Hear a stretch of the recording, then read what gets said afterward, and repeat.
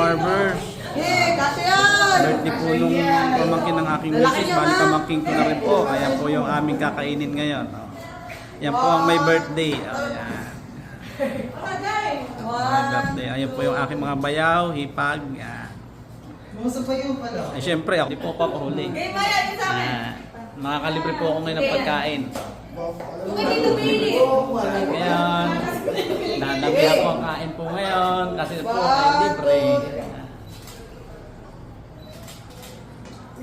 Sarap po nakakainin namin. May cake pa po. May cake. May pansit.